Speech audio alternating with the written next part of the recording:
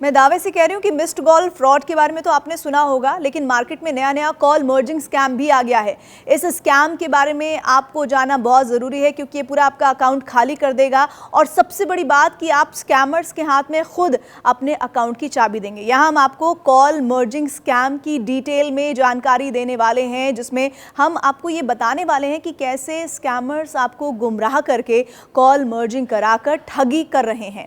इस तरीके को जानने के बाद आप अपने बैंक अकाउंट में झाड़ू चलाने से उसे बचा सकते हैं।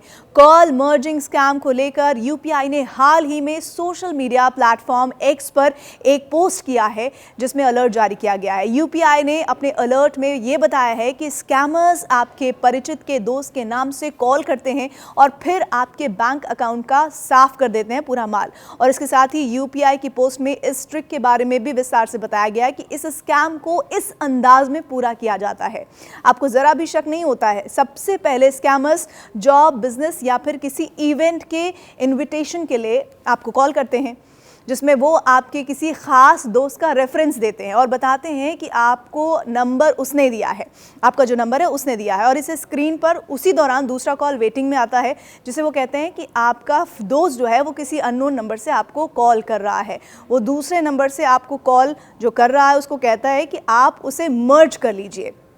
यही गलती हो जाती है। जैसे ही आप कॉल मर्ज करेंगे, रिसीव करते ही मर्ज कर लेंगे, वैसे ही आपके बैंक अकाउंट से जुड़ा हुआ ओटीपी स्कैमर सुन लेता है और अकाउंट में जमा सारी जो रकम है वो साफ हो जाती है। दरअसल जो कॉल आपने मर्ज की होती है वो बैंक की ओर से होती है और अब बैंक ट्रांजैक्शन के दौरान कॉल पर ओटीपी की सुविधा भी दी जा रही है, जिसका फ़ायदा स्कैमर्स आपको चूना लगाने में कर रहे हैं। एक बार स्कैमर्स को ओटीपी मिल गया तो आपका बहुत बड़ा नुकसान हो सकता है। और इस तरह किसी भी स्कैम से बचने के लिए एक रिक्वेस्ट है, वो ये है कि आप अवेयर रहिए। आपको अगर नए नए स्कैम्स के तरीकों के बारे में पता चलता रहेगा तो जाहिर है कि आप स्कैमर्स के झांसे में नहीं आएंगे।